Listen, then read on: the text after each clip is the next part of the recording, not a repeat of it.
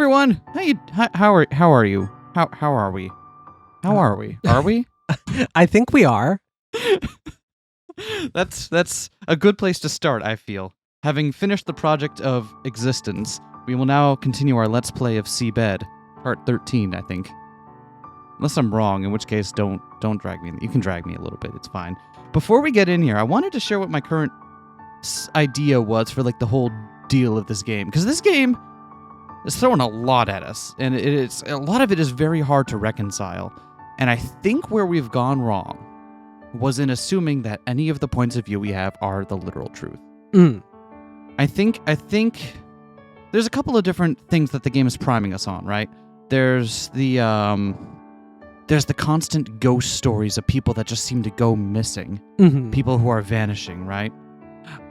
There was that thought we had while we were in the tip section originally, where it felt like someone was walking around in a representation of someone's memories.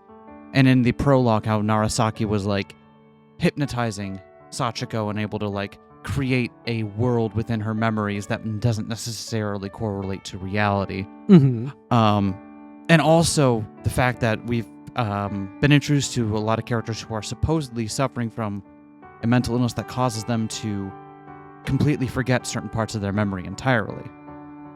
If you throw all those things in a blender, right? What I think we're getting is that each of the characters' viewpoints are kind of like a representation of their mental milieu. I guess is the best way to put that. And I'm including Narasaki in this because I no longer trust that she's an objective narrator. And it explains the weird things we find where like there are huge temporal inconsistencies between all the stories. Like characters can't be the same age between different things. Someone should have died, but they're still, you know what I mean? Yep. I think they're all related to one another in some way, but I think it's more likely that perhaps these three are all, or were all at different points in their lives, in a place like this. Anyway, that's my that's where I'm at right now with this. I think that's the best thing I've got that can explain all of the strange inconsistencies we get. Better than my each of them are hallucinating the other's theory. Well, none of them are real. It's kind of the same thing. No, it's not. On mine, all of them are hallucinated. Wait, their hallucinations are mutually hallucinating. Yeah. Oh my god, the butterfly is the butterfly is the butterfly. Regardless, let's hop back in here. The hot springs had a simple dressing room. There were 2 sinks with a hairdryer next to each. As I found a hanger and hung my coat on it, Nanai handed me a towel. All right, I'm Nanai. You can use this to wash yourself. Thanks. I took it off her hands. She now has a vaguely inoffensive, somewhat British-sounding accent, and I think that's fine. She's basically turned into canon from our Umineko playthrough. You can soak it in water if you want, but Auntie might get angry if you do. I know how this works. It's okay. Nanai folded her clothes and put them in the basket. She then finally took off her pendant, placing it on top of them. Noticing my gaze, she said it was just a protective charm. Huh. It was a simple silver cylinder attached to a chain. Nanai entered the bathroom ahead of me. A simple protective charm, a simple silver cylinder attached to a chain. Okay. I also folded my clothes and put them in the basket, then followed Nanai through the door that turned out to be barely holding on to its hinges. There were 3 baths in total, all surrounded by rocks and located at different levels of elevation, reminding me of terraced paddy fields. I stepped into the one in the middle as it was closest to the entrance.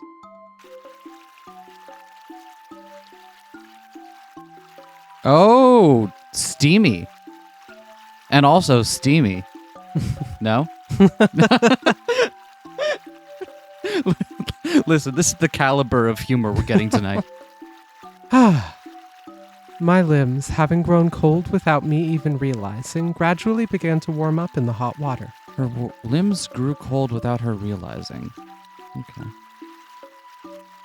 Oh, I didn't think there'd be any more left. Nanai scooped up a small yellow leaf between her thumb and index finger. I could see countless tiny stars sparkle upon the transparent surface of the water. The branches of the surrounding trees extended above the hot springs. It sure warms you up. If you prefer something hotter, you can try the bath one step higher. It's closer to the source. I'm fine right here. The hot spring at the top seemed to be a simple one as well. Its water's translucent and odorless. Well, all right then. In that case, come over here. She pointed at a spot in the shadow of one of the branches, opposite of where I sat. If you look to the left, you can see the library right there by the mountain. You see? I followed her finger to see a canopy of countless trees swaying in the wind. I could make out the library dome amidst that sea of greenery. Have you found it? You can even see the whole town from this vantage point. The pale mountains in the distance almost melted into the boundless blue of the sky. I could make out the contours of a small port town at the foot of the slope. That's quite a view. It just means the water loop in this very strange. It keeps starting and stopping. Is that just me? I don't know. Almost no one knows about this spot. I can pretty much have it all for myself. The hot springs here are also of the rare carbonated kind. Apparently they loosen your blood vessels and help with high blood pressure, heart disease, and other circulatory problems. Look, you can even see the bubbles near your skin. I'm imagining taking a hot springs bath in a vat of 7-Up. No, you really have to it'll be gamer fuel. Nanai stroked her arm, causing the little bubbles around it to burst. You really do know everything about this area. Well, of course I do. I've lived here my whole life. You're like the witch of the forest. I might be a witch, but I'm no old crone. I'm as old as I look. So you're a wicked witch, then? No, I'm a good witch, like Samantha. Are you sure you're not older than you look? The game is lampshading one of our theories now. Yep. That's never a good sign. There weren't many kids around my age here, so my mom and auntie took me out for picnics a lot. We went gathering wild vegetables as well. Like Hisui. That's right. You'd be just as knowledgeable about plants and birds if you lived here. I wonder about that. Well, your surroundings naturally seep into you before you know it. At times, I honestly feel like we're all just products of our environment. Yeah, just a product of the environment. No shit. Oh, no. My god. Like mirrors that reflect only parts of the world around them. Nanai? Like mirrors that reflect only parts of the world. Nanai paused, seemingly searching for the right words. The only things that differ between said mirrors are their size, their shape, and the direction they're facing. What about colors, or the condition of the glass, like stains and cracks? Yeah, I guess that too. So you're only a warped reflection of your surroundings and the people around you. Maybe that's true. Staring directly into the camera. I wonder what the shape of your mirror is. I'm sure it's shaped like this mountain, or the forest, or my mansion. As I've said, I pretty much grew up living and breathing this place. I feel like I can see the forest and the mansion much better when I'm with you. Thank you. What do you think your mirror is shaped like? Mine? I guess it's hard to figure out something like that about yourself. Nanai added as I fell silent. A small red star danced through the air and landed on Nanai's head. Noticing my gaze, she placed a hand on her head and picked up a leaf. I didn't notice it at all. She let out a hearty laugh.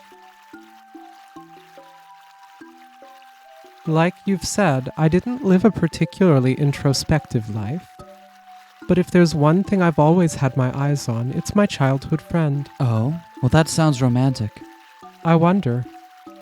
I think I've already told you, but that person is no longer here. I'm not sure how to put it, but I'm still jealous in a sense. I wish I could have met your friend. Another leaf landed on Nanai's head. You know, I just realized something. What? Why didn't you bring a flashlight to that tunnel? I just thought it would be more fun that way. Should have known. What on earth? Also, just to get an idea of where we were at, I looked up how many chapters there were this game. This game apparently has 10 chapters. We're still on chapter 4. What the fuck is going to happen? I do not know. Like, don't misunderstand me. I'm not I'm still fucking engaged with this, but I don't know if you can keep this up for this level of tension up for that long. You know what I mean? Anyway, I suppose we'll see. I also love that the tension is 100% self-imposed. Right? Like, the story that it's telling, if you just zone out and is just like mildly pleasant if you just don't focus on the implications. Right? And then as soon as you do, you're like, wait, hold on, what? Hold on, what? Who now? What? That sure was nice. Let's hurry home before we catch a cold. Oh, was that meant to be me? Yeah. That sure was nice. Let's hurry home before we catch a cold. Nanai stepped out of the dressing room while I was gazing at a big maple tree. No, wrong way. Nanai stopped me just as I started in the direction we had come from. Let's go back through a different route. She began walking in the opposite direction. I followed her. This alternate route down the mountain had a small safety fence, but I wasn't sure how helpful that would be once you actually tripped. I looked over the fence, through some branches, and saw a glimpse of the mansion's roof in the distance. Nanai took a green candy out from her sleeve and popped it into her mouth. Here you go. She offered me a red candy. I'm fine. Well, all right then. More for me. Nanai put the red candy into her mouth. I heard her bite through it. Oh, that's the stuff. You like candies? Yeah, I suppose so. You had some with you when we went to the waterfall, too. I suppose I get hungry easily. You're hungry? Well, this is my emergency fuel.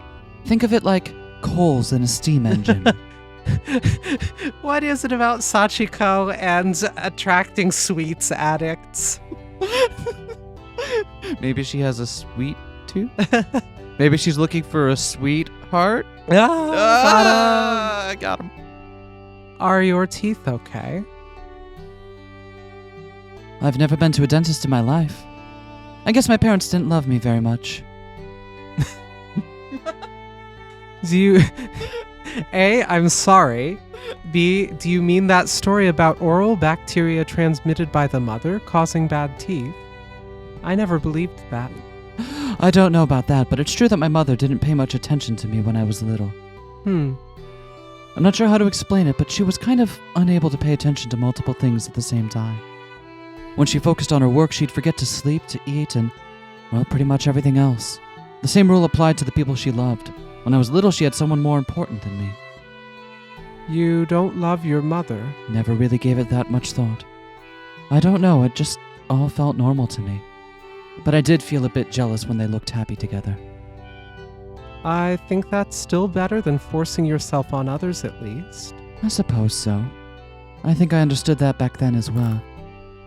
I heard her chew through another candy. Crunch. Wait a second. Nanai leaned over the fence to the right and plucked out some plant. All right, let's go. What was that? Here you go. She showed me a long stem with many small leaves on it. Oh, a shepherd's purse. Yep, I found it right away. Luck seems to be with us today. She put it in the basket she carried. She took it from the dressing room of the bathhouse. And with that, we continued down the road. Can you find any other vegetables here? Dropworts and henbits grow here in droves. If you see something that looks edible, tell me, and I'll give them a look so we don't poison ourselves. Okay. Every time they go into the plants, I'm like, is this a Fwarmbend moment? What the fuck is a shepherd's purse? I've never heard of any of these plants. I don't know. I'm like, and if I was a clever writer, that's exactly the part where I'd start slipping in details like that. We came out onto a wide, even road. It grew brighter as the trees thinned out. By the time the scale roof of the mansion disappeared from view, our basket had been filled to the brim, not only with dropworts and hen bits, but shiitake and oyster mushrooms as well. Well, we certainly managed to pick a lot today. I didn't have high hopes, but I guess you can still find them if you look hard enough. Did you just admit it was really too early in the season for them? Wait, did we swap? I think we swapped. Come on, all's well that ends well, you know? We came by a stone irrigation channel, a sign that we were getting closer to home. I spotted a familiar vegetable near my feet, right under the leaves. Isn't that butter, Burr? Oh, it totally is, but it's still pretty small. Can't we eat it? It's not a good idea to eat them when they're this small. You have to be patient until they grow bigger over the winter.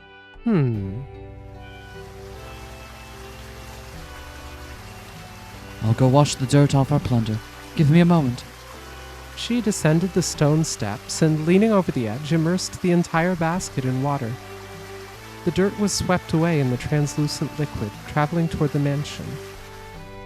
Oh, it stings. Nanai continued to wash the vegetables with her bare hands. I spotted an odd branch covered in bundles of white hair. What is this? Oh, it's a pussy willow. Nanai lifted her face while remaining seated. Huff.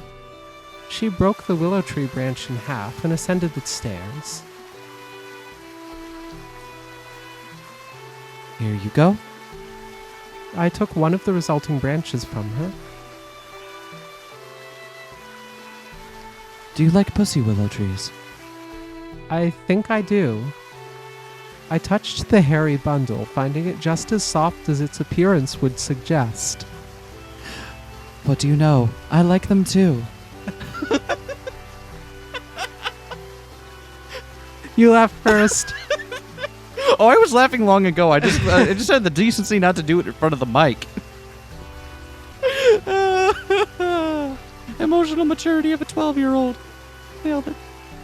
I like them too. My mother used to keep a branch in our room at all times. I didn't get why she refused to pick more colorful-looking flowers, but now I myself lean toward this kind of simple aesthetic. Oh no, my right hand has gotten all red. Let's hurry home, all right? Nanai started down the road. Uh-oh, one of the ones she picked must not have been good. I had figured from the cold water. Oh, that makes sense, yeah. We were so close to the mansion that I could no longer see the entirety of its building. The high wall of the east wing filled the entirety of my vision. I turned around and saw a mountain covered in lush greenery. Above it drifted a huge cloud, looking almost like a vast layer of snow. We might be getting snow tonight. Nanai turned to me before I knew it. You think it's going to pile up? It's definitely that kind of cloud over there. Well, let's go back and warm ourselves. Okay. I think we swap for the first half of that conversation again. Really? Yeah, because you could see her, she moved in reaction to one of the lines that was out of sync with the one. Anyway. There's always little cues that help clue you in on who's talking, but it's never just like, X said this. The magic is it's all in Sachiko's head anyway, so it doesn't matter if Sachiko accidentally says her lines instead. Oh, that's fair. Auntie always complains when I use oil in the main kitchen. Let's do this in the annex. The annex was connected to the east wing with a roofed corridor. While the main east wing was built out of plaster and bricks, the annex was more like a traditional Japanese building. Nanai unlocked the door and slid the partition window open. The relatively wide entrance was circular in shape. The ground base in front of the door was made of stone and had some wooden flooring above it. You can leave your shoes there. Nanai swiftly slid out of her shoes, using only her heels, as the basket occupied her hands. She then slipped inside. Man, she gets stranger and stranger the more we learn about it. It does? Yeah, it's got so many different sub-buildings and annexes, and Oh, yeah. Because this is the annex, right? Yep. I took my shoes off and followed Nanai as the wooden floor creaked under my steps. We won this in conquest with the neighboring town.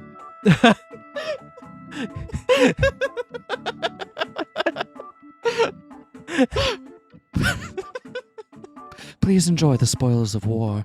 And I'm imagining that every summer you have to office chair joust with your next door neighbors on either side, and whoever wins gets to annex one room from the other's house. Yeah. Oh, man. The corridor was too narrow to walk side by side, but it took only a few steps to reach the stairs. I looked up, but it was too dark to see anything. That's right, Auntie gave me a bottle of some pretty good alcohol as a present the other day. Can you handle sake? Yes. Sake. Nanai slid open the partition door on the opposite end of the stairs. Huh. This looks kind of like the room that Takako would spend her evenings in with Sachiko Kinda, at sorta, home. A little.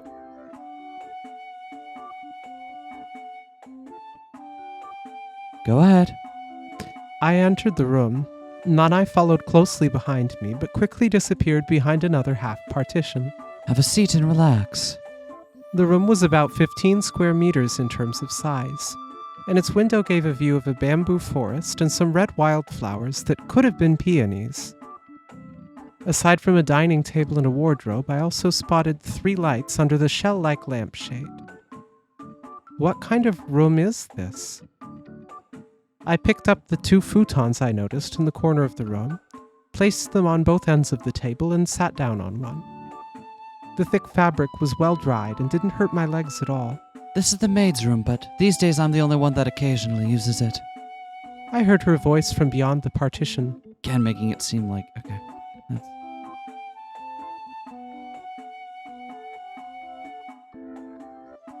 You don't have to keep reading your lines. It's fine. You got distracted by what? My refreshment. Okay. Through the somewhat darkened partition, I could I could partially see a kitchen. You can take your time. I got you. No. I refuse. Oh, could you turn on the heater for me? Nanai addressed me from the kitchen while massaging her tired legs. I reached out to the heater standing next to me and flipped its switch. The thing made a cracking sound before its bright orange flame lit up behind the metal grate. I turned it on. Thank you.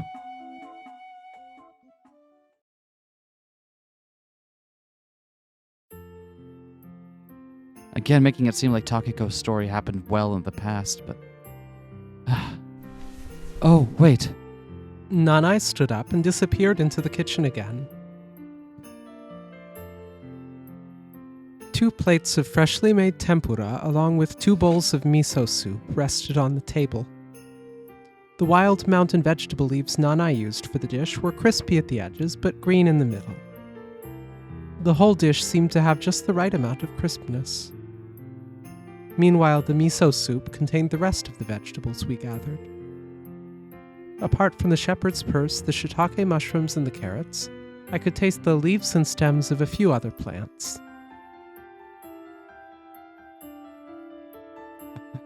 Sorry for making you wait. Nanai appeared from the kitchen holding a bottle. Seems like I made it a bit less than I thought. It's enough for me, but if you want to make more, I'll help. No, we still have dinner ahead of us, so I'll use the rest of the vegetables for that. Here you go. She filled the transparent glass with sake and handed it to me. After staring at it for a few moments, I tilted the glass against my mouth. A cool sensation extended across my throat. It's like water. Tasty and easy to drink, right? It's my favorite brand from Yamagata. Nanai took a sip from her own glass after taking a bite of shiitake tempura. Damn, that sounds good right now. Meanwhile, I gulped down the remains of my drink. Would you like some more? Nanai raised the bottle when she saw me empty my glass. After a second or two of hesitation, I held out my glass in front of her. It's time to day drink. Oh, did she just close her mouth and then opened it again for like 2 seconds? All right. I watched it get slowly filled up again. I took another gulp and let out a breath. Oh, she's going through all the motions. I noticed Nanai staring at me. I thought your hair was black as darkness in that tunnel, but your eyes seem to be just like that too. Mine are not as dark. I really like black eyes, and black hair. There's no shortage of that in Japan. Nanai placed her crossed arms on the table, leaning against it. Her face drew closer to mine as a result.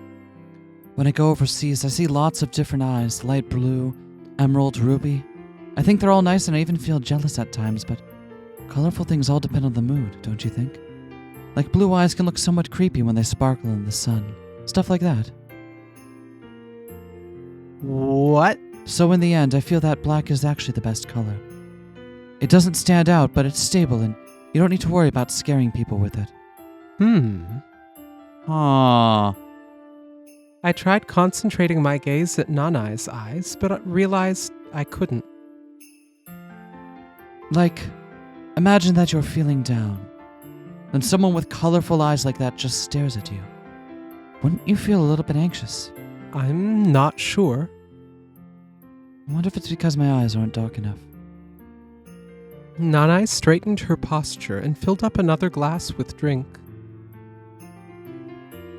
I felt like the lights were blinking in the room. Or was it just me blinking in slow motion? Is it okay if I close my eyes for a little? Yes, of course. Are you sleepy? Would you like to return to your room? I'm fine. I just want to close my eyes for a bit. I leaned against the bed behind my back and rested my head against it. Its cool wooden texture felt as though it was whisking away my consciousness. Soon enough, I couldn't feel anything. The fuck is happening? Every time I feel like I've got a handle on something here, just something new happens and I feel like I'm even more lost. Yeah. Truly something is going on in this game. At the end of the day, I think that's all we can say for certain, that something is going on. I could hear the cry of cicadas around me. Wow. Noted RO7 fan Sachiko SeaBed. I could hear the cry of cicadas. It was giving me serious Higurashi vibes. That's the only thing I know of that has to do with cicadas. Uh-huh. The hot, humid air felt heavy on my skin. A row of large trees extended in front of me. They reminded me of cedars, but their leaves were flat and big. There was a green fence behind them. And beyond that fence, there was a wide, deep ditch. I couldn't see the bottom from here, but I could tell there was a river, roughly 5 meters deep, running through it. The park area was shaped like a shortcake, situated between the ditch and the road. Said road had a slide connected to a jungle gym, some swings, a tire half buried in the ground, and a sandbox. Wow, my favorite thing at a playground, a tire.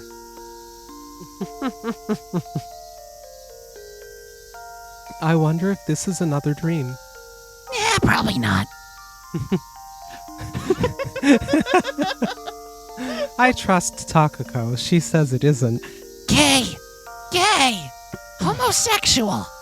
Gay! She's always right. I took a deep breath, letting the familiar scent of soil fill my nostrils. I looked up to see the sky covered in white mist that made the sunlight appear a pale hue of pink or yellow, depending on the location. Yow! 2 children suddenly rushed by my feet. Wait, why was one of them Tiny Sachiko? Yeah? Why is Tiny Sachiko in her own dream? It's hallucinations all the way down. We finally fully looped. I see. A girl with a ponytail and another one with long, straight black hair.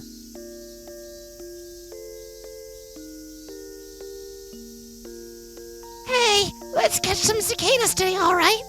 The one who gets the most wins. No, thanks. I'd rather play with my doll. The ponytail girl was holding hands with the black-haired one while also carrying an insect net. Yeah. Meanwhile, the black-haired girl was also was holding a doll in her free hand. I sure hope it doesn't look exactly like the doll that's the mascot for the clinic. That would be too much. You can borrow my net if you want. Here. I don't like bugs. Too bad, the bug's like you. It's easy. Look, there's a cicada right there. I'll show you how this works. The young Takako pulled me by the hands to a large tree. Yep. Huh? She readied the net with her mouth wide open. Hey! Yeah. The insect flew away, avoiding Takako's net as she swung it downward. I felt something touch my face. I'm leaving. Oh. The black-haired girl began walking toward the park exit, wiping her face with the back of her hand. Oh, hey. Wait, I just had a bit of bad luck there. Takako, still looking for the escaped cicada, turned around with a panicked expression and chased after the girl. I have to catch the greater of two pests. However, as she did so, a sizable dragonfly flew right across her face. It's a golden ring dragonfly. She chased after the dragonfly, swinging the insect net in its direction. Glancing down, I spotted something on the ground. I picked it up and brushed the dirt off it. It was the doll the black-haired girl had with her. I knew it well. Hey. I caught Takako, who was about to pass by me in her relentless chase after the dragonfly, by the shoulder. I will get you and I will evolve you at level 27. Whoa! Your friend dropped this. You should bring it to her. Oh my gosh, that's Sachi's doll. Thank you, random woman that looks a lot like her. No prob.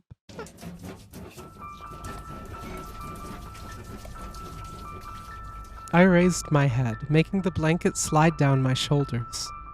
I had a faint recollection of its light purple color and rose embroidery. I must have dozed off at the table. The sound of running water stopped. Are you awake? Nanai's voice came from the kitchen. Are you thirsty? I looked at Nanai to see her wiping her hands with a towel. No, I'm okay. How long did I sleep? About an hour or so, I guess. The light reaching me through the bamboo blinds illuminated her hand in orange. I'm sorry, I meant to help you wash the dishes. Oh, it's all right. I could see countless snowflakes dancing in the sky through the window behind Nanai's back, piling up on the bamboo fence. You look pretty pale. It's gotten pretty cold, so maybe one blanket wasn't enough. Nanai came closer to me and checked my temperature with the back of her hand.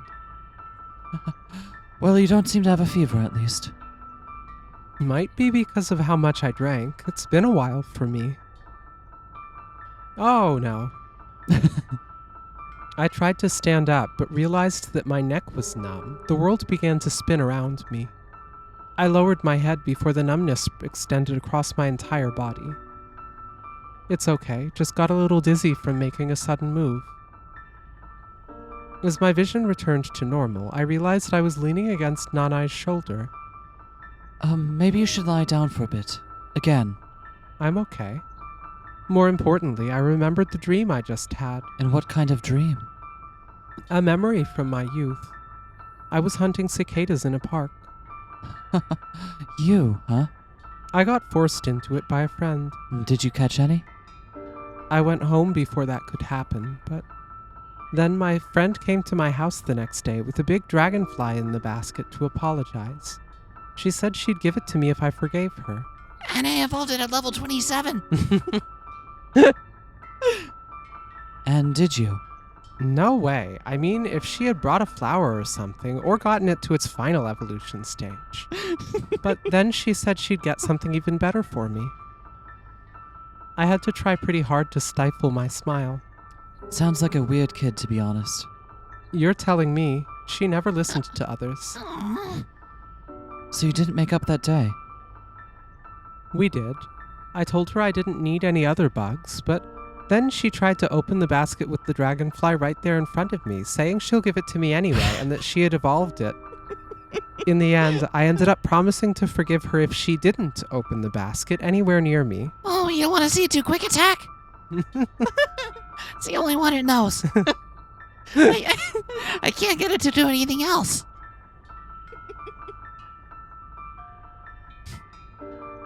I don't know, does that one look like a wing attack to you? So you made up like that? Yes.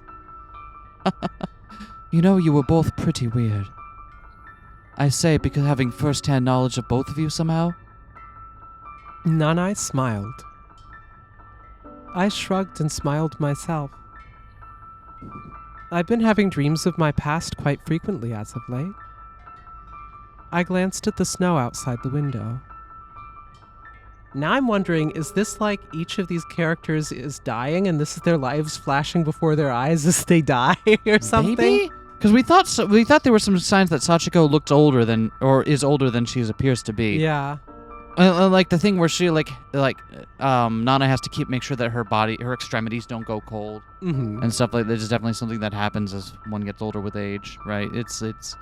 But then that doesn't explain the whole Sachiko isn't there when Narasaki is talking to Sachiko theory. It's fucking. So, there's a lot. I don't know.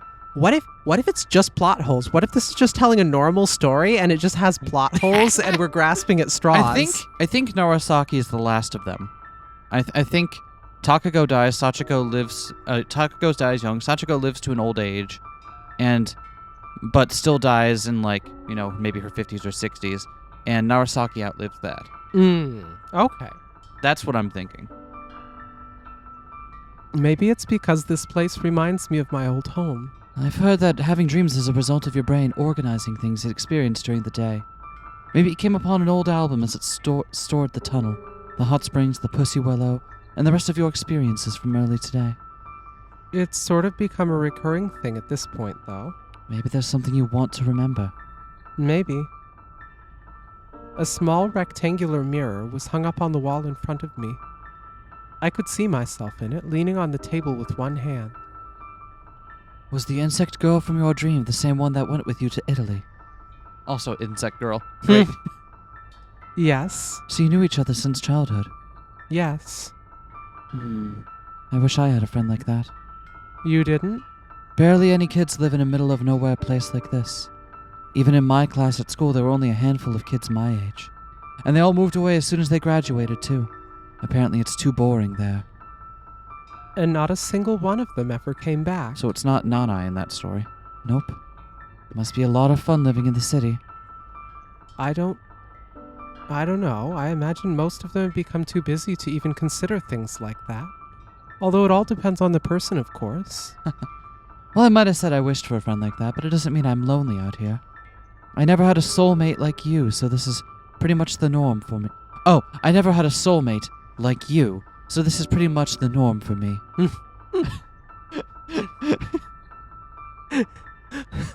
Put a comma in there or something, please. I see. Besides, I can enjoy nature to my heart's content. I'm not bored. Nanai picked up the cup of cold tea from the table and gulped it down. Yeah, I wouldn't say it's boring here either. I'm having lots of fun, too. You're going back to Tokyo in a few days, right? Any plans once you've arrived? I'll still have 1 day's worth of vacation time left, so I'll do some cleaning, then head to work at my definitely real job the next day. How about extending your stay here? She looked at me with the teacup still in her hand. Why not try working here with me? Auntie would look after us both like a real mother, I can guarantee that. But I don't know anything about your job. It's no big deal. We don't get that many guests anyway. Can only help with cleaning at first, and that'd be enough. The little butterbur you found will be in season to eat in a couple of weeks. I'd love to make you something with it. And in the spring, the entire forest will be in bloom. You have no idea how amazing the road to the hot springs looks during that time of year. I guess I should bring a lunchbox with me then. There's another road down the mountain that goes right through the blooming trees. We could have lunch on the field by the river. I glanced at the calendar hanging next to the mirror. It all sounds very appealing, but I'm afraid I can't do that. I like my current job, and we were the ones who established that office to begin with. I see. I heard footsteps in the corridor. Does it feel like... Are you getting a menacing vibe from this? A very menacing... Are you getting a menacing vibe here? Kinda. Something feels... Something about, like, you should stay here, Sachiko. I think you're having those dreams because of your old girlfriend. You're feeling lonely on your own and you want to return to the past. Perhaps. I don't think I've ever had dreams of my past, but I see lucid dreams a lot. Have you seen any? I shook my head. Lucid dreams, huh? Lucid dreams, huh? They're mostly like regular dreams, except you retain your full consciousness. You can basically do whatever you want in them. Can you tell me about any specific examples? I've got this wonderful sound novel called SeaBed that you might enjoy. Yeah, I can. What? What? What? I'm saying what in my own voice. What? Nanai staggered to her feet, then slowly lowered herself onto me. I ended up being pinned under her on the ground. I don't know if you're a bit thick or if you're just pretending, so I'll say it outright. I think I'm in love with you. Nanai's face was right in front of me, though her eyes seemed to be having trouble focusing on anything. Are you drunk? I am. Drunk enough to blame this on the alcohol, anyway. A small sigh escaped through her teeth. I think we're a good match. As a couple, I mean. How? You're pretty stubborn, and you don't let others push you around. And those around you don't mind that part of you at all. I mean this in a positive way. It's because you have a strong character, but at the same time, one could also call you selfish. Your set of values is so rigid that others usually have to concede and go along with you. And I am good at that.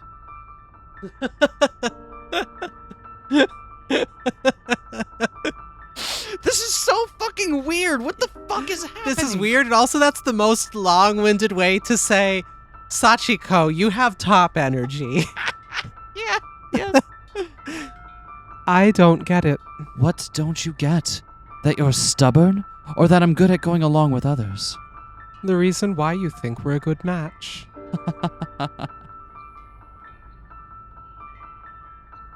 Nanai smiled happily. And that's what's good about you.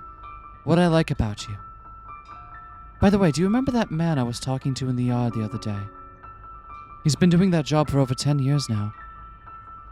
I guess you could call him a tax collector of sorts, although we only pay him at our fuel and light expenses. He's a part of the countryside infrastructure. It's apparently a very stable and secure job, too. He makes his rounds every day, visiting the same houses, collecting the same amount of money.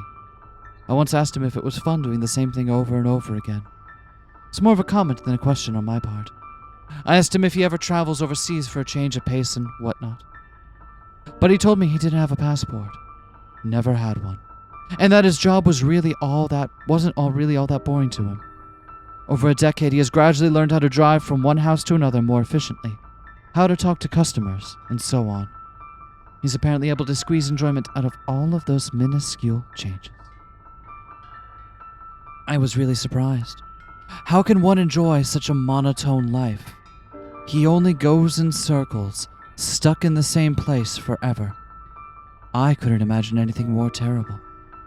Did you tell him that? No, even I wouldn't go that far. You can't say a thing like that in the countryside. Well, I don't know if it's any different in the city. Anyway, it's not good to be direct out here in the country. People like keeping everything on ambiguous terms. It's like our society is a puzzle board, and people are the pieces. It only works when they all fit perfectly together, but that can't happen if you're too much of an individual. Inside, everyone is completely different. Some might be like a gelatinous amoeba, while others can take the shape of a star with rigid edges. So for everyone to fit together, we need an escape where we can be ourselves, and that's a hobby. Did that make any sense to you? Well, I feel like I understood the part about the countryside anyway. Anyway, I digress, or rather this will make sense later, but We were talking about how we were compatible. So, Here's my 10-point program for why you should date me. Thank you for coming to my TED Talk. I've got a PowerPoint slide as well. Wheels out a projector. So in connection with what I started, there was another, more personal reason why I never told him what I thought. Can you tell what it was? A difference in your values. That's exactly it. How did you figure it out? There are many reasons why one wouldn't fully reveal their thoughts to another person, but you mentioned it was a personal reason, so... Yes. That guy's the oldest son of a local farmer, so he'll have to take over that business eventually. As such, how can I, a person without parents, responsibilities, or any strings attached, tell him what to do with his life? I might have ended up bringing a whole heap of trouble on his family if I accidentally convinced him. Well, people in the city are tied down by their responsibilities just the same. I see. That makes things easier. It all comes down to your values. The set of beliefs I have as a free person and the values of those that have to support their families are entirely too different. It's impossible for two people like that to communicate honestly. And neither would they understand the other even if they tried. The way you see the world depends on your environment and your position in society. We are all pieces in the puzzle called society. One might say that we live in a society, Sachiko. Anyway, I keep digressing, but I'm almost done. You'll turn to chapter 3 of your textbook. The reason we are perfect for each other is because of how our values work. I've kept thinking about this ever since and just before we go on here, there was someone else out just outside, remember? Yeah. Back at the beginning, there was someone else. I don't want to act like we've forgotten that. There's someone who's supposedly okay with Nanai doing whatever the hell this is to one of her guests. The reason we are perfect for each other is because of how our values work. I've kept thinking about this ever since I met you. Nanai hesitated for a second, drawing her face back with her eyes closed. Your emotions are very faint. Have you noticed that? When you're happy, you're sad or angry, not like I've ever seen you angry, but when you talk about Takako, I can't see any sorrow in you. It's like you impersonally report the facts with little to no subjectivity. And? Could it be that you didn't even cry when Takako passed away? She paused there. I kept silent, so she ended up opening her mouth again. You're free to get angry at me, but I feel your conception of loss is completely different from other people's. It's not something most people would understand, and I imagine that makes life pretty tough to live. Smiling, Nanai went on. But you've got nothing to worry about. This is what it all comes down to. I think your perception of the world would be in perfect harmony with mine.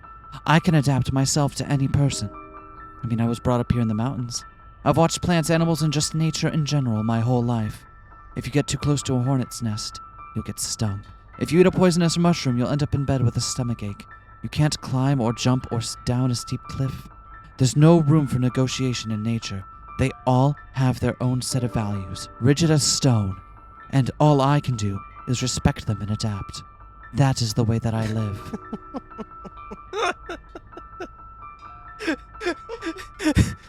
Because I grew up in the mountains, I'm a bottom. Signed, Nanai. You're not wrong, but you shouldn't say it.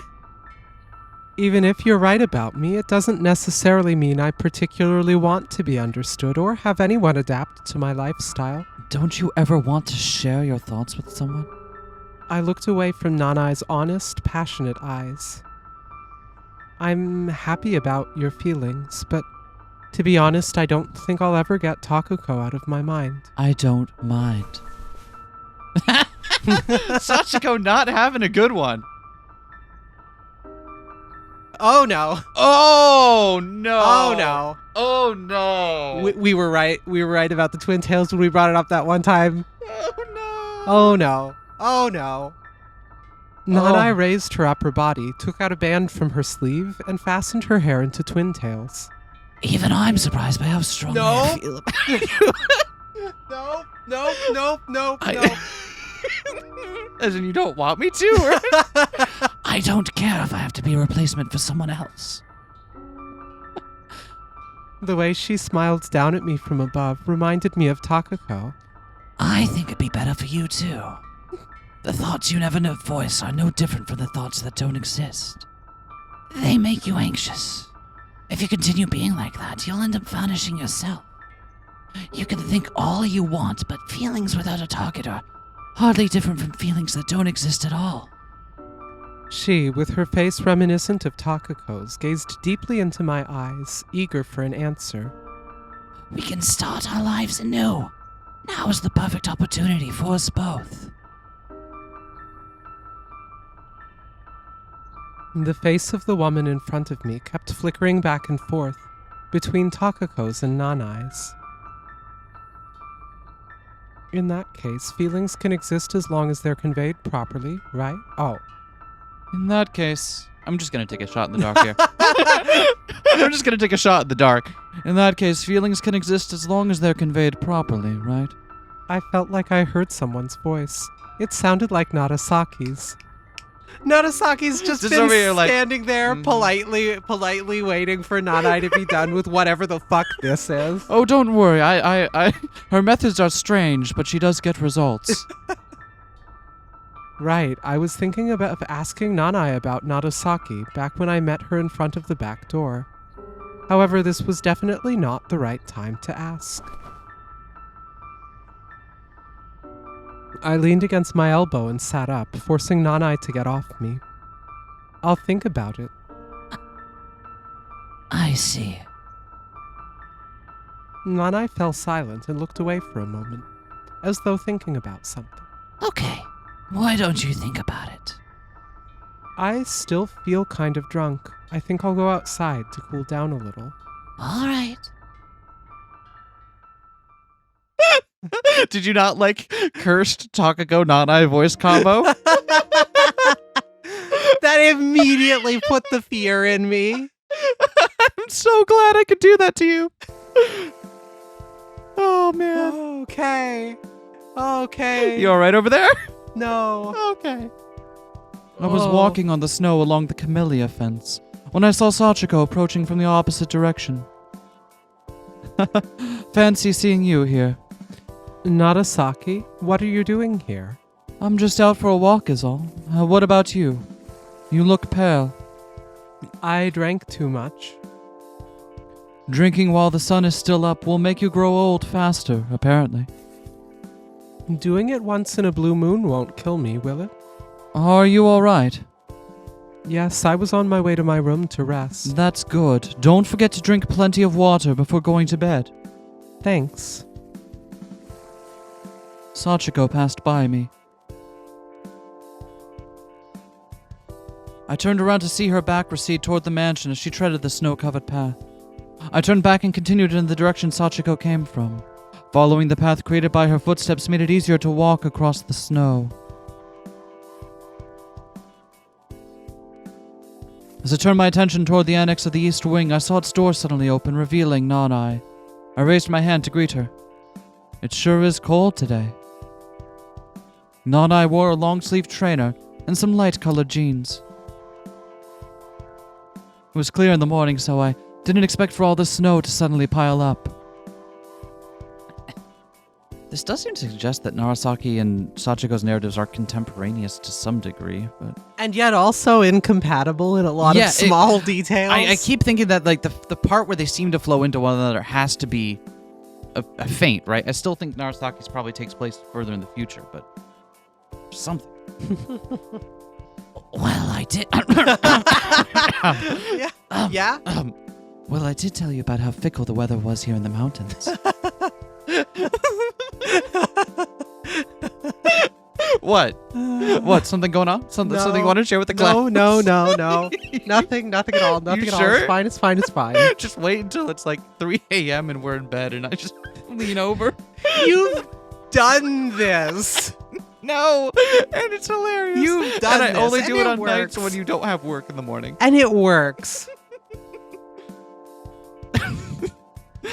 Looking at Nanai's face nearly made me gasp. Her hair was fastened into long twin tails. I watched them sway in the cold breeze. How are you feeling? What do you mean? Oh. Nana looked at me with a frown. I'm sorry, I just remembered something. I've got to run. Sachiko, are you in? I knocked on her door and strained my ears, but I couldn't hear a sound. I'm opening the door. Get on the floor.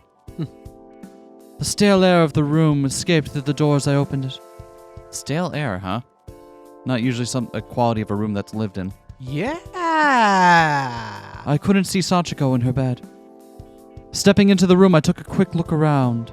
Her bag was on the other side of the bed. Her pouch was on the dressing table. I walked closer to the window. There was a chessboard on the table. The pieces were in the same arrangement as we left them. An old doll sat in the chair by the window. A doll, you say? Yep. A doll, you say? I looked all over the mansion, and as I finally stepped outside, I ran into Kozue. Hello there, another day of research. Yes. Kozue gave me a sideways glance. What about you? I was looking for something. I see. Kozue jumped from one stone to another on the stone path. Looking only at her profile, I couldn't properly read her expression.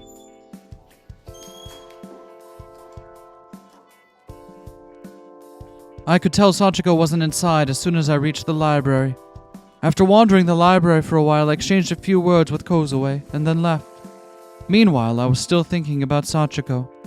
I tried imagining where I would go if I was her, but I couldn't come up with anything.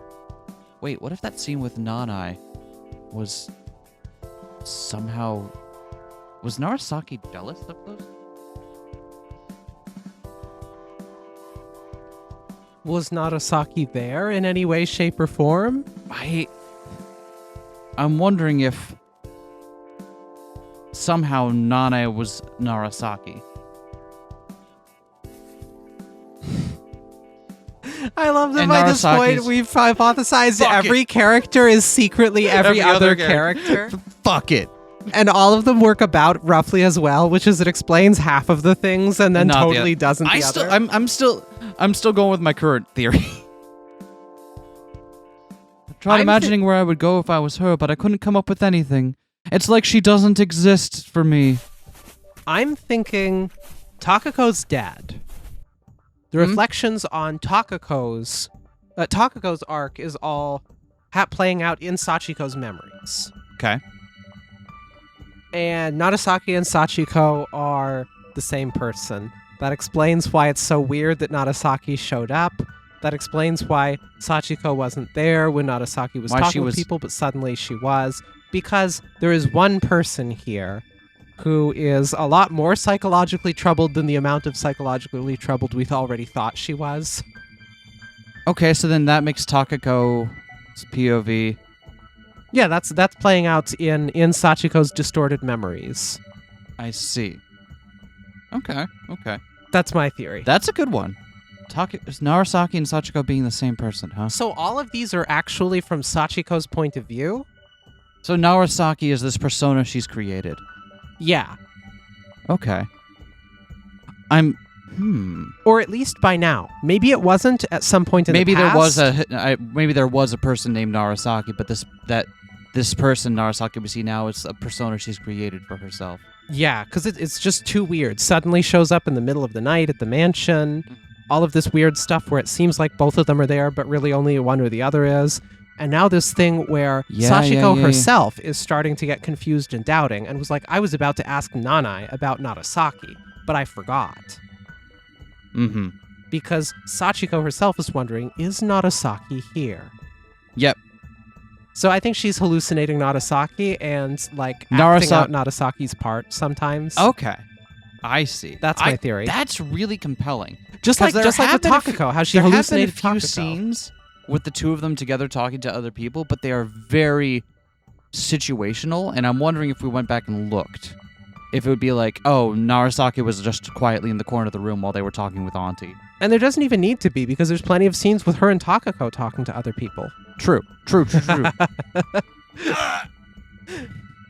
So I think we cannot necessarily trust what we see with regards to those two. Something is going on, but it is not the same as what is. So then, what is portrayed. the impetus behind? So then, just they're imagining what Takako's life would have been like at this place. Maybe. Okay. It's missing that final little bit of. Yeah, it doesn't have a good thing to tie it all together. Yeah. Absolutely not. I feel like it's just missing one little bit to help with, like, frame Takako, like, because it's not just, there's a memory she's making, like, what is the why of it, you know? Yeah. I walked through the, sorry, were you about to say something? I get some of it is the trying to remember Takako and Takako's life, but having to fill in the bits and pieces that are gone in the memory, and doing that using the context of where she is now and who she is with now, and all of those things. So I can see that. I feel like that would be why, but it still doesn't have that nice, elegant final thing to tie it all together and make it a good explanation. It's just a pile of excuses Suppositions at the moment. Yeah. But it does explain a whole lot more than I think the other stuff we've got so far. So. Yeah, I think we've both got much more solid theories now. Yeah. And much less plausible theories now. Yup. I walked through the forest in the evening glow. Hearing a rustle, I turned around to see a dove looking for food among the withered leaves. The sounds of noon birds had waned, and day slowly turned into night. Sachiko, if you can hear me, please answer. I strained my ears but heard nothing. Well, I guess that's that. I saw something sparkle in the woods beyond the dove. Continuing in that direction, I found a clear lake with the evening mountain reflected on its surface. Its light waves glimmered gently. I looked in the reflection and saw... Sachiko's... I drew closer to the water, spotting a bunch of white clovers. I looked over them for a while, but couldn't find any four-leaved ones. Suddenly, I heard a splash of water. The size of the ripples on the surface weren't enough to determine whether the sound was caused by a water bird or fish. By the time I looked up, I realized the sky had taken on a deep blue hue, giving home to countless stars. I tried looking for the Big Dipper and Cassiopeia, but found the Southern Cross instead. What? I rubbed my eyes and looked at the night sky again. I gave up on that and looked to the lake instead. We once again have one of those things where some of these people are looking at the world and it's distorted in a way that doesn't make sense, just like an episode or two ago. Nagasaki hypothesized would be the case of people living inside somebody else's memories as a distorted perception. I let out a gasp. The lake had disappeared, with a shoal taking its place. The mirror-like surface of the lake was no more, and instead I saw countless puddles in the sand, extending beyond the horizon. All of them reflected the night sky. I looked at one of the puddles. My eyes met Sachiko's as she looked down on me from an inverted position. What the fuck? The fuck? No, don't you just like do fucking no. All right. Furnace and night duty room. All right. I guess we'll go check those out. Yeah. Fucking chapter. Is that really the halfway point? A cat point? in an aquarium? Get it out of there. That doesn't belong there. Yeah. Is this really the halfway point? No, it's 5 out of 10. Yeah. So the halfway point is at the end. Right? What? 1, 2, 3, 4, 5. That's 5. 6, 7, 8, 9, 10. Prologue, That's 10. Okay, so halfway through the middle of this chapter is the midpoint. Oh God! Why? How is this game this long? That's what I don't understand. Okay, hold on. Let's go back to the. Yeah. Did we save? I did. Okay, good. What do you think I was just doing? Sorry, I zoned out. I was looking at the other screen. Fair enough. So furnace and night duty room. Let's start with furnace. Second trip. There's something there. There's something to that. Yeah. Furnace?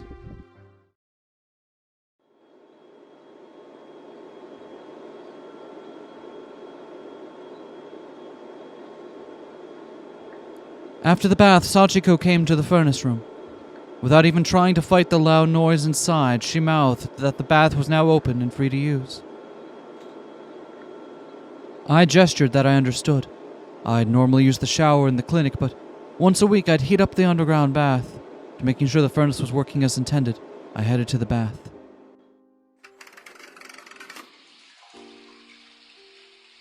Upon entering, I washed myself up and stepped into the hot water. I lowered myself into the water, letting my hips, shoulder, and neck be completely immersed, with only my chin remaining above the surface. Heating up the bath was a bit of a pain, but the payoff was more than worth it. An initial tedium was exactly what made finishing so satisfying. I remembered how there used to be some more patients and doctors in this clinic in the past. We'd have the bath heated every day back in those days. But eventually the number of our patients decreased, and so did the doctors. Soon enough, evening was upon us, and the only source of illumination in the humid bathroom became the thin ray of light from the ceiling. I remembered my experience in room 208 today. I tried looking for traces of the unfamiliar bedroom that appeared in front of me for a brief moment, but I couldn't find anything out of the ordinary. I took a deep breath, then slowly exhaled it. I wondered if it wasn't all just a dream of some sort.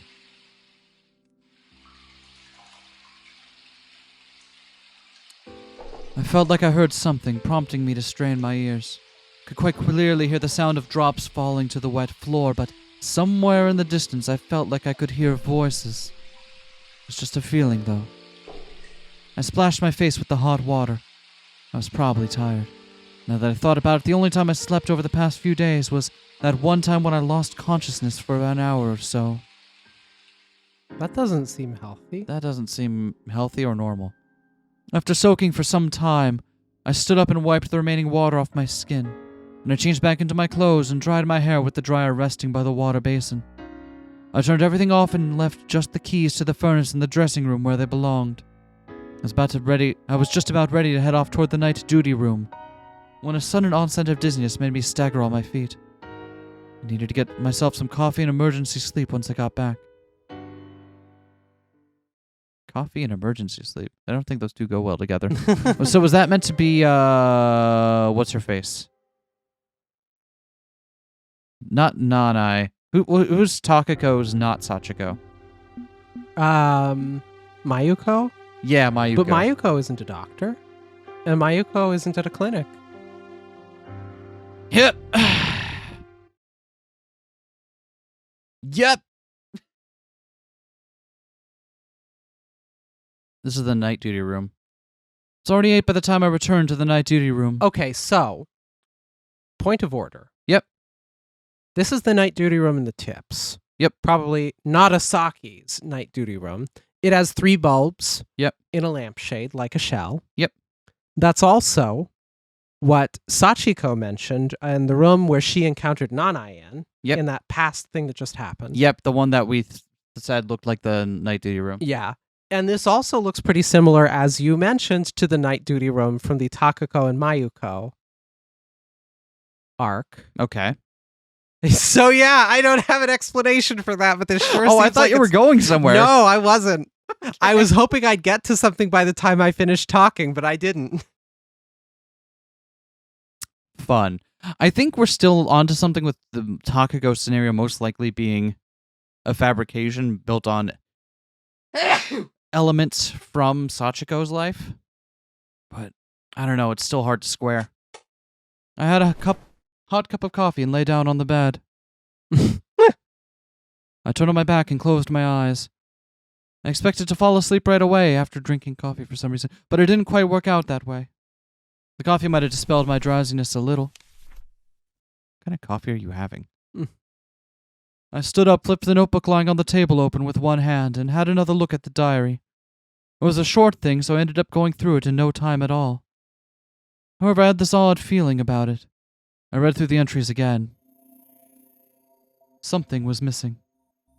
Not the pages I tore out myself, of course, and it wasn't some sort of misunderstanding on my part either. I couldn't recall the exact date, but a certain episode I remembered clear as day was missing from the text. I lifted my coat off the wall hanger and took out the memo pad from my pocket. A fragment of that missing episode was jotted down on it. I had a bad feeling about this. I felt the entire clinic squirm as I touched the wall of the corridor, took the key and hurried over to room 208. So that's fucked up. As I finally reached Sachiko's room, I knocked on the door. I waited for a while but received no answer. I tried again, but there was only silence. It was possible she had just fallen asleep after her bath. All I might have done here is wake her up. However, I was too worried to care about that now. I knocked again, just in case. Upon receiving no answer, I unlocked and pushed the door open. An empty bed was the first thing that entered my vision. I entered the room and looked around, but she was nowhere in sight. Both the door and the window were locked. I called out her name, but was met only with silence. Red text. Both the door and the window were locked. And the window was locked from the inside. It's all useless. Who the fuck were those people? I even looked under the bed to make sure she wasn't just hiding somewhere. No other strange phenomena occurred, though. There was not a single trace left of Sachiko's presence. Her clothes were gone, her bedsheets didn't look slept on. This was the room 208 before her arrival. I left the room and checked the bathroom, the inner yard, and the dressing room, as well as any other place I assumed Sachiko might visit.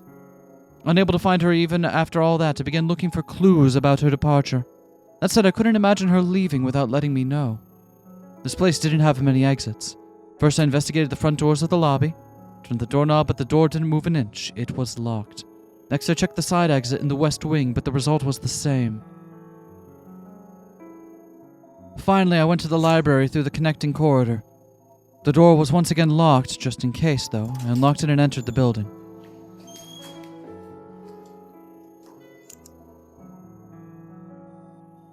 I took out a penlight from my chest pocket and used it to guide my path. I descended the spiral staircase, reaching the big doors by the counter. That was the last exit that could lead outside.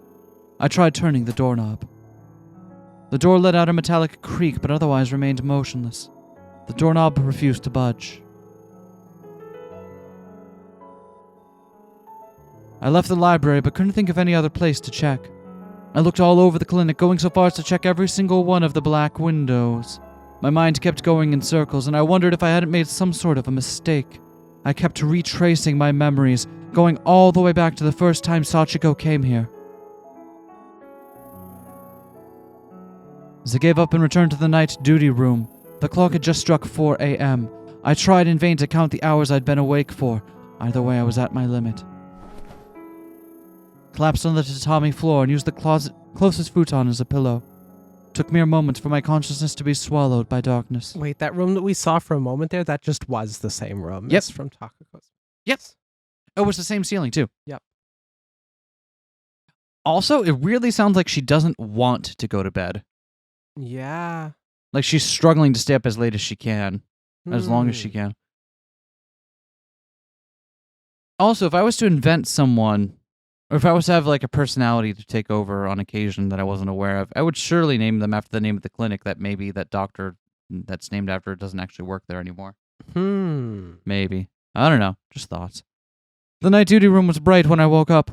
Immediately remembered what had happened the previous night.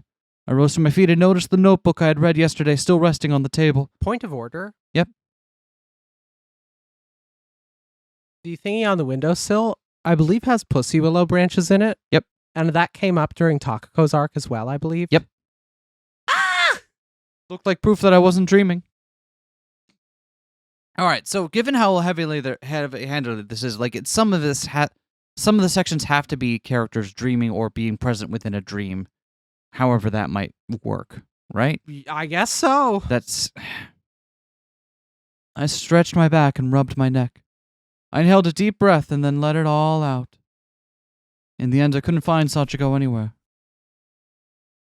Uh-oh. I opened the notebook on the table. I flipped through a few pages. However, no matter where I looked, I could only find empty, white pages. It seemed like all the records had simply vanished. I calmed myself down and considered what to do next. First of all, I had to find Sachiko, and to do that, I would have to leave this clinic. However, I had no key that would make such a feat possible. What the fuck? She can't leave the clinic? The fuck?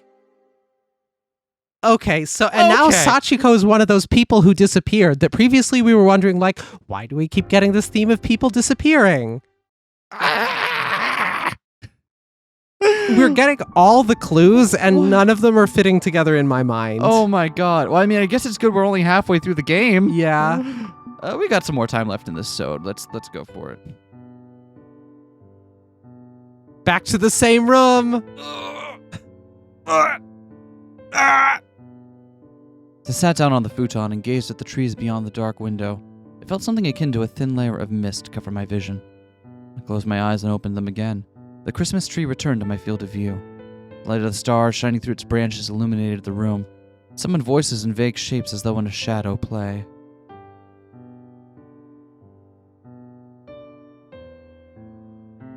What if all of them are the same person?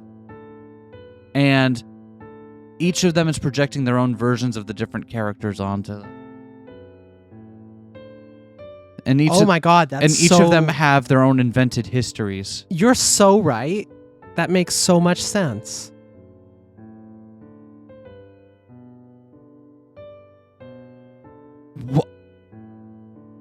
So when we're seeing Mayuko here, Mayuko is probably the same as Nanai in Narasaki and Sachiko's.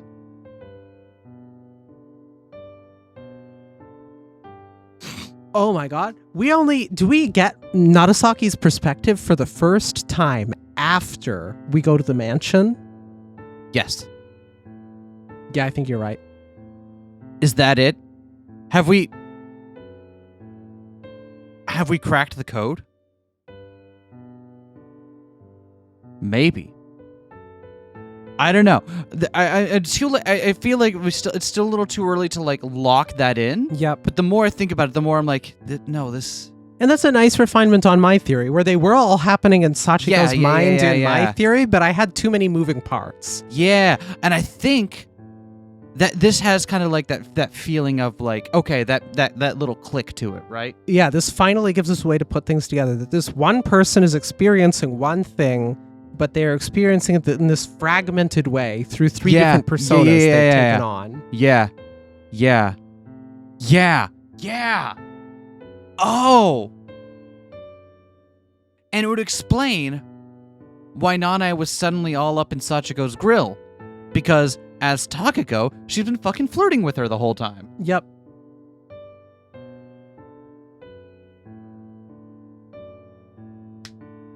And it also explains all the stuff with like all the temporal inconsistency. The one thing that this doesn't work with is the building, the nature of the building. But if we assume that like the persona she's inhabiting, that perspective changes how she views the stuff going around, that could then explain why the buildings look different or are different, that kind of thing. Yeah. We already know that our main character here, Sachiko, if that even is her name, it hallucinates things. I'm willing to bet it's probably Sachiko. And that there is some grain of truth that this is brought on by Takako's loss. Mm-hmm. And that Narasaki. So they are both projecting and also inhabiting a bunch of the. Good God! If I'm actually talking myself into this. Let's see if this holds water as we go on here. Just spent more time gazing at the tree. Mayuko returned to the room from the kitchen, holding a transparent cup with water in it. I took it from her, had a quick sip of the cold liquid, and stretched my back. I'm so tired. Thanks for all you've done. I took another sip from the cup.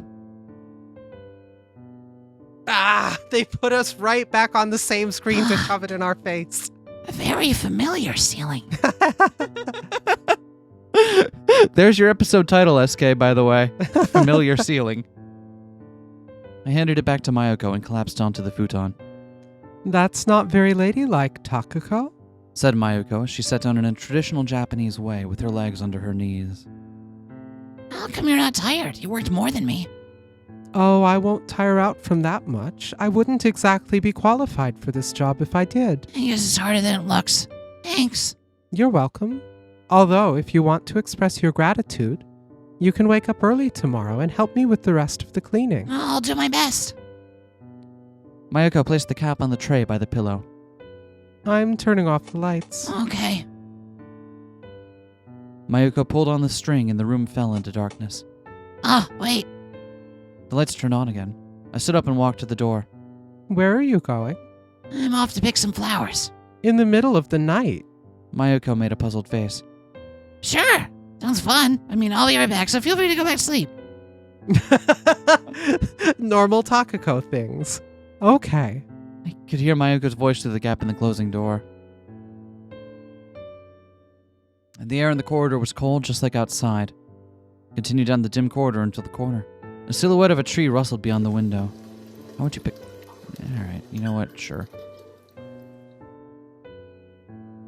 I washed my hands with freezing cold water, letting the chill seep into my bones. Afterwards, I turned off the tap and wiped the water off with a white towel next to the sink. I looked in the mirror, seeing my own eyes gazing back at me. And suddenly, I saw something move behind me. Is there a jump scare as soon as I pressed this button? Well, it's not a jump scare, but it's pretty menacing, so... Yeah. I turned around. There's nothing there save for the dimly lit corridor stretching into the darkness. I narrowed my eyes, trying to make out something. Can't... Is there something in that? That looks like there might be a figure underneath the E in narrowed. There's something there. I don't see anything. Little by little, I managed to make out the wallpaper at the end of the corridor. The shadows cast on it by the trees beyond the window made it look almost like a face in the moonlight. Oh! Alright. Well, okay, it was pretty blatant, so we're going.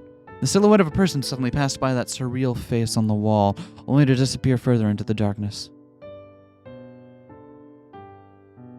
Sanai? And I think probably... Do we see Sanai interact with other people? Because Sanai's the one that's unaccountable. Maybe Sanai is somehow auntie, then? Maybe. Very quiet, spends her time mostly in her room. We see Kozue in all Yeah, of them. Kozue is always there, so that's pretty straightforward at least. I walked to the end of the corridor and peeked around beyond the corner. The spiral staircase was not lit up, but instead led downward into complete darkness. I strained my ears, but heard only the clanging of that contraption from outside, a metallic trinket attached to a wooden pole. Welcome back. Mayuko greeted me as I returned. I staggered to the futons and chose to slip into Mayuko's instead of my own. Did something happen? I think I saw something in the mirror. All right. Takako, I think we've already agreed on this. No ghost stories past 9 o'clock. Oh, we did? I really did see something in the corridor. I'm sure it was just the shadow of a tree branch or something. A gust of wind rattled the night duty room window. The trees outside continued to rustle. The metallic thing clanged against the wooden flagpole in the distance. I felt like I could smell the sea through a gap in the window. Mayuko stood up and clasped the string serving as the light switch. I'm turning off the lights. Oh, okay. I nodded, and with a short snap, the room fell into darkness. Only the uneven moonlight illuminated the world around me. Good night. Night. I closed my eyes and drifted off to sleep right away for a change. I had 2 dreams that night. One was about a plush toy, the other about one of my old trips. The two had no relation whatsoever, and I couldn't even remember which one I had first until they completely blurred together in my memories, rendering that question meaningless to begin with.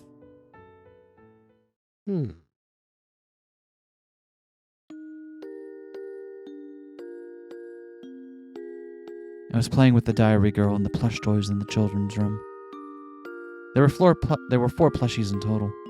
An otter, a fat bird, a melon with arms and legs, and a doctor. Yeah? Yeah? Also, the diary girl, huh? The diary girl, huh? The aquarium she liked, huh? The aquarium. I got that otter from the aquarium I liked. A mother otter held many little otters in her embrace. The cubs in turn each held seashells. You could take the otter cubs off if you removed the magic tape on the mother's paw. As I got my own room for the first time in my life after we moved, it took me some time to get used to sleeping alone. As a result, this otter plush ended up keeping me company in bed many a night. The bird came from my late grandmother. I think it was supposed to talk to you if you pushed a certain part of it, but it either ran out of batteries or it broke by the time I got it, and it never let out a single peep in my presence. His voice was most likely pre-recorded. Perhaps it belonged to my grandmother even. However, I was much older when I realized that. By that time, the toy moved to collect dust on a tall shelf and eventually disappeared altogether. Couldn't even remember where I got the melon plushie. Its troubled face was really cute now that I thought about it, though. Back then, I was too young to read much into its expression and simply played with it by throwing it around. Being small enough to fit into the palm made it the perfect ball to throw around the room. I watched his arm flail in the air as he did all sorts of acrobatic tricks before crashing into the wall or ceiling. One day, however, I lost it. I only rediscovered it when I was already in high school, looking for something in the old closet when I found it all covered in dust. Despite the passage of time, its facial expression remained the same. The diary girl brought the doctor toy. Apparently, it was a mascot of some hospital. It originally belonged to a kindergarten she attended, but she liked it so much that the nurse ended up giving it to her as a present. We would sometimes take out our toys and play together when we were still in our early years of elementary school. This time we tried to make a play with our plushies as the characters, but we failed to construct any sort of continuous story in the end. You failed to construct a continuous story, huh? Yep. Yep. Yep. Oh, no. The doll is the doctor And then it just rolls plushie. credits. Oh, my God. I stopped the car and stepped out onto the cape surrounding stretching into the sea. Only a low fence, its wood mostly rotted away, separated me from the water below. I came closer to look at the huge bridge partially obscured by the mist. I could see the port town beyond the dark sea. The sky was the color of television, tuned to a dead channel. I feel like we've done that like every other episode in this It's because game. it was specifically a port town, okay? Oh, yeah. Okay? But it keeps giving us port towns. It keeps serving softballs. Okay, fine. The cables holding up the bridge glowed gently between the dark sky and the boundless black sea. Countless lights also sparkled in the direction of the city. Oh, this is bright enough to be seen from space, I bet. More than anything, that example makes me think of that TV show about squid fishing. Hey, do you think that bright area on the bank was where that crab sign was? I pointed at the brightest part of the port town. They have night tours too, so it's highly possible. Wonder where the cable cars are. They go straight down to the waterfront, so probably around there. Sachiko leaned against the fence with one hand and then pointed at the lights in the distance with the other. She slowly trailed her finger along the slope. A gust of cold wind swept across the cape, making me shiver. I let out a sneeze. Pretty cold by the sea at night, isn't it? Why didn't you bring your jacket? Sachiko took out a thermos bottle and filled its cap with some hot coffee. I sipped it slowly so as not to get burned, feeling its bitter taste and heat warming my chest from the inside. I'm all warmed up now. Just don't catch a cold out here. I won't. Do you want some Sachiko? I extended the half-full cup to her. No. Well, alright then. No need to be a dick about it. I finished the coffee and handed her back the thermos bottle cap. She shook it up and down a few times to dispose of any remaining liquid, then fastened it to the bottle. I should have brought my camera. Is it in the car? I think I left it at the hotel. Too bad. Oh boy, I really wanted a picture with you. I shaped my fingers into a picture frame and directed it at Sachiko, who placed a hand on her hips and made a pose. God damn it. Burn this into your retinas while you can. Will do. Did that picture come out well? I don't know. I think I need some more exposure first. Extremely well. Glad to hear that. But I need something more impactful to make sure I never forget this. I leaned closer to her. She too turned her face to me. Might as well.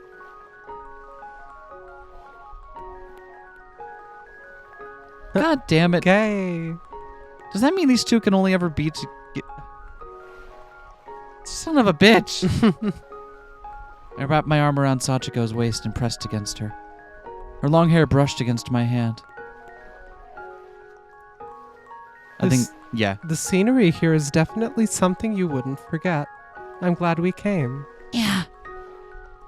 Makes me wonder how many of the people over there are even aware of the beauty of this town. I imagine it's not many.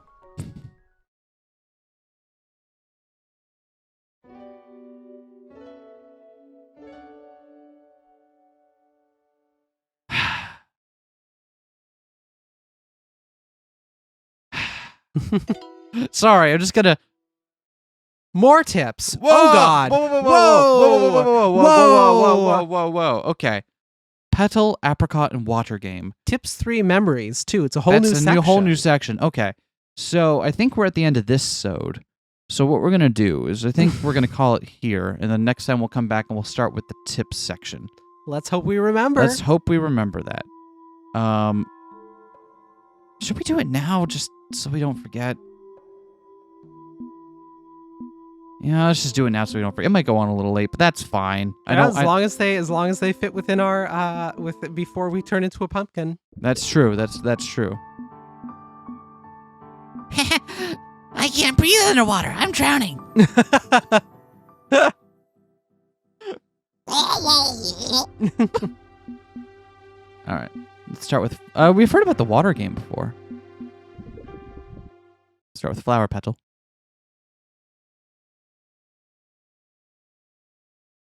I washed my face in the sink. Its cold touch bit into my skin, helping me wake up. A single flower petal circled in the whirlpool created by the drain. I scooped it out. I looked in the mirror to realize there was an empty vase in front of it. I placed the flower petal by it and wiped my face with the nearby towel. I brushed my hair, changed into a fresh set of clothes, and left the room.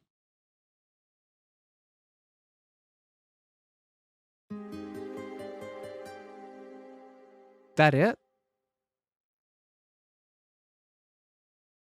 All right. Well, I'm glad we did these now. Yeah, they're quick. Time for apricot.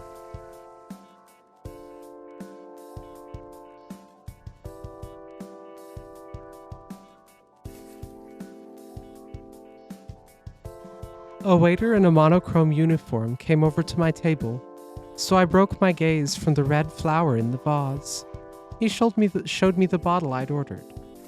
His attire reminded me of those models of foreigners they had in Western apparel stores. Maybe that's also why we don't get any attribution during these other bits. Yeah. It's because it's all essentially the same person. When I nodded, he placed 2 glasses on the table, filling them with drink.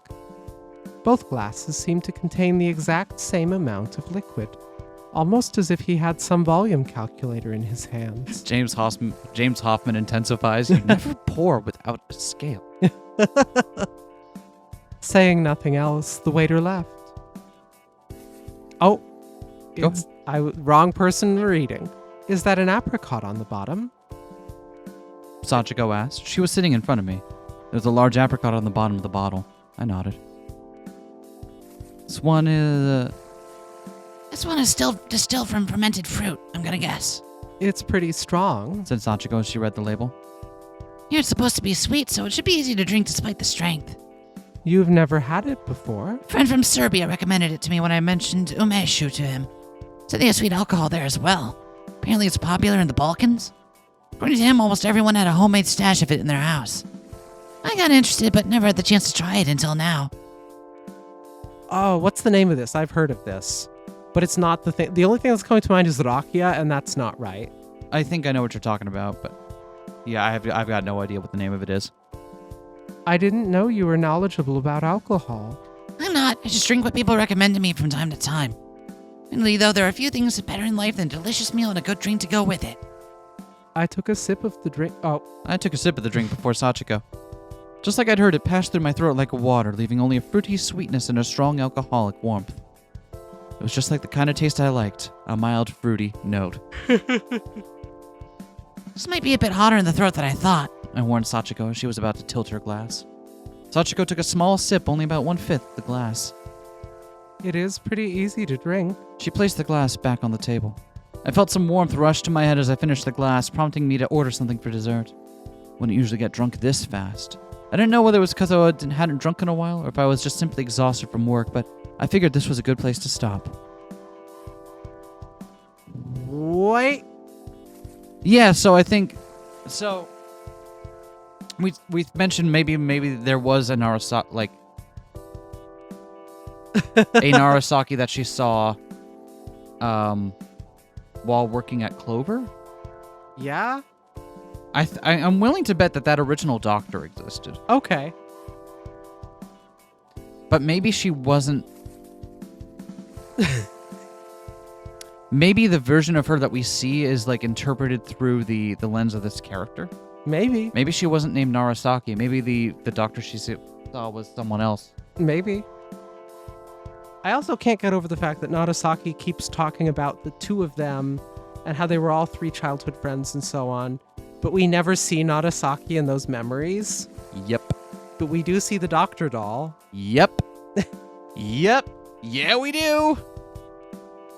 I can't see our office from here, but what about your clinic? Sachiko's gaze was fixed on the panorama of the city beyond the window. Countless streetlights flickered there in the distance, making the contours of the city a little difficult to make out from the bar on the 31st floor. So this is supposed to be Narasaki? I'm not sure. I could probably tell if it was bright outside. I looked back at Sachiko. Her eyes were still fixed on the nighttime cityscape. Her long black hair fell on her ears when she tilted her head, hiding them from sight. Would you like another round? I asked when I noticed that her glass was empty. Just one more, then, she replied. Sachiko picked up the glass I filled for her and took a small sip. I don't usually drink this much, but I like this, and the food was pretty good too. I'd better write down the name of this place. I nodded. They've got exotic drinks, offer good snacks to go along with them, and the view is fantastic. What more could a girl want? It's just the kind of place I've been looking for lately. I can't imagine you going to a bar alone, though. Yeah, I guess you have a point there, said Sachiko. When it comes to this place, I usually reserve a bottle or two in advance, so feel free to join me if you ever feel like it. That sounds almost a little too nice, or is this part of the treatment too? Perhaps. I made a thoughtful gesture. Sachiko slightly tilted her head to the side. Why did you choose this line of work, Narasaki? I wanted to be a doctor ever since I was a kid. I forgot why, though.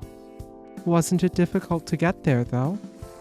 I imagine you had to study a lot. I don't think I feel as strongly about personal preferences as the average person. I never considered studying to be particularly boring, nor did I ever feel like doing anything else. Wait, what if... Yeah, no. I'm back to Narasaki just didn't ever exist. No. That's perfectly cogent. And this is just Sachiko having a drink. Could be. Maybe my own insensitivity is what made me want to learn more about how the minds of others worked. Or... her history as a doctor is pulled over from someone else. Sachiko's eyes grew incredulous for a moment, then wandered to my empty glass. I think I've had enough for the night, I said, and then changed the subject by asking if she was enjoying her current job. After that, we spent some time discussing work. What the fuck? Indeed. What the fuck?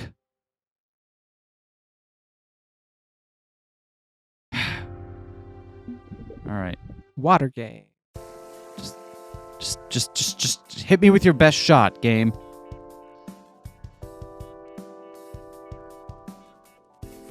Once we paid our bill, we stepped outside into the cold night. I noticed Sachiko staggering while I was adjusting the position of my scarf. I clasped her arm out of reflex. Was that a bit too much for you? No, I'm fine. I didn't realize how hot I was until I got outside, but I'm okay now. It was close to midnight, but the neon signs all around us made the night hardly any darker than the middle of the day.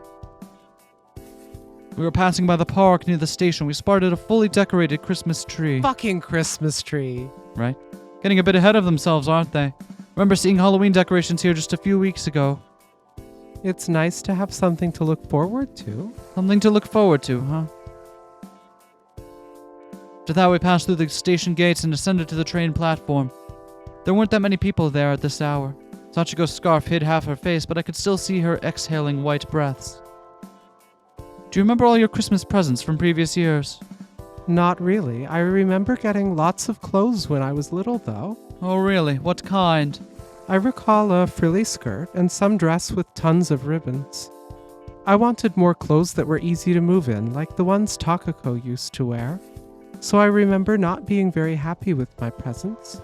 Your parents probably wanted you to grow up into the kind of lady those clothes would fit. Sachiko's clouded expression suddenly cleared up. One time, I remember getting this weird toy from Takako. It was a small transparent box with water, where you had to get rings on a big coral by pushing a button that created a stream inside and swept everything around. Oh, I know that one. I've seen something like that at my hairdresser's. Sachiko nodded. Now that you mention it, I do recall spotting them at a number of barber shops. It's a great time killer, kind of like puzzle rings and journals. I tried recalling more details about that toy as a train passed us by on the opposite lane, but I couldn't remember much besides the fact that it was there. They were everywhere. I wonder if the union recommended them or something. I think it was just a fad. Lots of oddities were popular back then. A fad? Was there anything else like it? Well, there was a spring that could climb down the stairs, then a fishing game where the fish would keep opening and closing their mouth, and all sorts of driving games that came with actual wheels and gears. I also remember a flower that would react to sounds. Those are all toys. I like them. Some people call me Did we swap? I don't think so. Some people call me childish because of that, but I don't care. I know all the ones you listed, by the way. Be careful with that. People will find out how old you are. I don't mind. Makes me happy to remember those things. I see. I've always made fun of fads, but it's nice to share a memory with someone. You don't see that many crazy fads these days. Now that you mention it, why do you think that is? There's a huge variety of toys nowadays, so people usually just get the ones they like and ignore the others. I glanced up at the electric board one more time to check the scheduled time for the arrival of our train. Sachiko regarded the lane with drowsy eyes. But considering your line of work, wouldn't you know more about fads than I? I suppose so, and what you said is basically how I felt as well. Most of our work consists of making ads for products, and most of them are geared toward a specific group of people. Unusual designs that stand out tend to be more popular at first compared to traditional ones, but they go out of style sooner. It's become harder and harder to make something that would appeal to everyone. I see. I saw the lights of the train appear at the end of the lane. You ever considered how an increase in all these material things that serve as distractions led to a deterioration of our imagination? I might have. I see you're past your prime. What? Why? That didn't sound like you at all. Really? The old you would have said something along the lines of, so what? Maybe I'm just drunk. Maybe you are. The train stopped in front of us and opened its doors. Sachiko had her eyes closed, staying silent for most of the trip. I decided to escort her to the entrance of her apartment as we reached the station nearest to her home. Naturally, Sachiko refused at first, but I wouldn't relent. After seeing her off, I considered walking to the clinic instead of taking the train again. Passed a few creepy alleyways along the way and arrived at the clinic in just under 30 minutes. I unlocked the outside doors and entered the dark corridor. I continued down the night duty room with confident steps. It was pitch dark inside the room, but I knew every single nook and cranny of the place, so it posed no problem. The night duty room okay. I unfastened my hair, washed my face, got changed, and lay down on my futon. Lying on my back, I adjusted the height of my pillow and closed my eyes. I thought about what I discussed with Sachiko. Then I remembered a patient that used to frequent this place. The way Sachiko acted today reminded me of that same patient. Huh. Ha! Notably, isn't this a conversation that Sachiko and Nagasaki had in the main narrative, but differently? Because Sachiko and Nagasaki were the ones that were talking about the water game, right? I think so. It's been a little while. It's been long enough that I don't remember clearly. Regardless. It's breaking my brain. This game is breaking my brain in half. I hope y'all are enjoying it. I'm still really enjoying this. I can't wait to see where this gets to. So, remember back when we were only in the prologue and you're like, this is all right, I guess. Did I ever say that? It's gay. How could I not like it well enough? I don't think you were completely sold on the potential of the mystery at the heart of this thing. Regardless, we'll see you all next time. Bye. Peace.